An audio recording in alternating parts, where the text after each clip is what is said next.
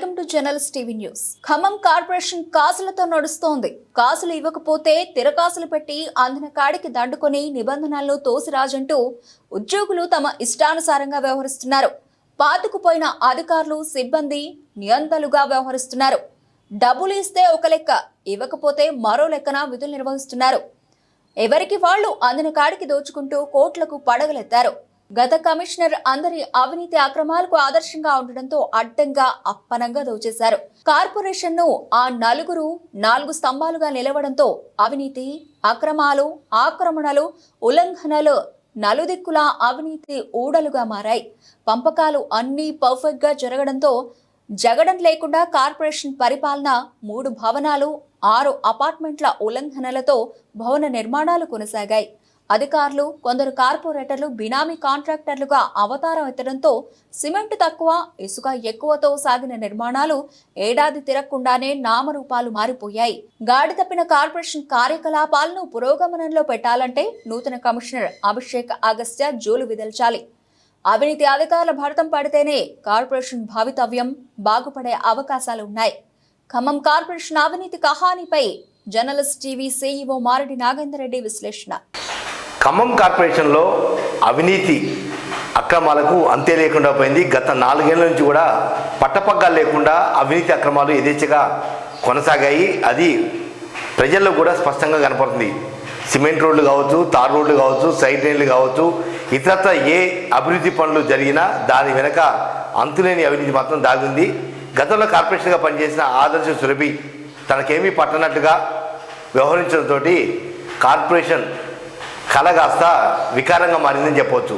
అయితే తాజాగా జరిగిన బదిలీలో అభిషేక్ అగస్త్య ఐపీఎస్ అధికారి మళ్ళీ కార్పొరేషన్ పగ్గాలు చేపట్టడంతో ఒక్కసారిగా ప్రజల్లో ఒక ఆశ మాత్రం రేకెత్తించింది. ఎందుకంటే ఒక యువకుడు ఐఏఎస్ అధికారి తిరిగి ఖమ్మం కార్పొరేషన్ని అభివృద్ధి పథంలో ముందుకు తీసుకెళ్తారని చెప్పి అందరూ ఎదురు చూస్తున్న నేపథ్యంలో ఖమ్మం కార్పొరేషన్లో ప్రధానంగా అక్రమాల పుట్ట ఒక్కసారి కనుక తవ్వితే అంతులేని అక్రమాలు బయటపడే అవకాశం ఉంది.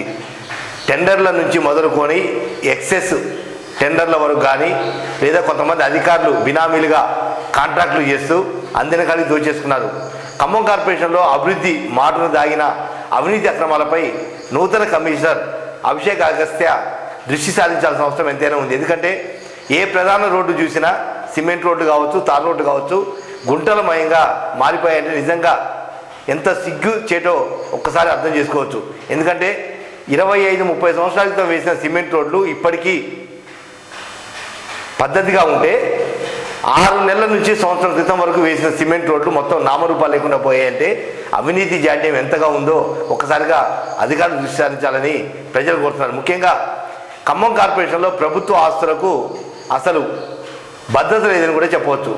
ఖాళీ స్థలం, ప్రభుత్వ స్థలం కనపడితే చాలు, అక్కడ ఇల్లు ఉన్నా లేకపోయినా ఒక ఇంటి నెంబర్ అలాట్మెంట్ చేసి దాన్ని అక్రమ మార్గంలో రిజిస్ట్రేషన్ చేసి తిరిగి అధికారికంగా పొందే పరిస్థితి ఖమ్మం కార్పొరేషన్లో 100,000 దరఖాస్తులు అలాగే కొనసాగాయి. అలానే అసెస్మెంట్ నెంబర్లు అలానే ఇచ్చారు, ఇప్పుడు కూడా అలాగనే కొనసాగుతున్నాయి.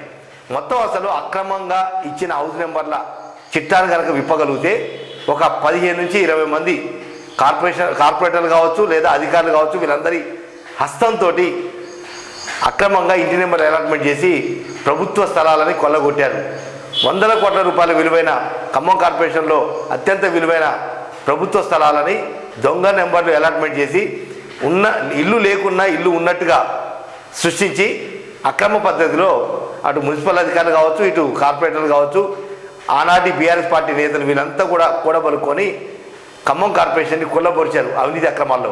ఈ విషయంలో నూతన కమిషనర్ అభిషేక్ అగస్త్య వాస్తవ అంశాలు పరిశీలించి సంబంధిత అధికారులపై చర్యలు తీసుకొని ఖమ్మం కార్పొరేషన్ని దాని విశిష్టతను మరింత పెంపొందించే విధంగా ముందుకు సాగాలని చెప్పి జర్నలిస్ట్ టీవీ మనస్ఫూర్తిగా కోరుకుంటుంది. ఖమ్మం కార్పొరేషన్ ప్రజల తరఫున మరొకసారి విజ్ఞప్తి చేస్తుంది.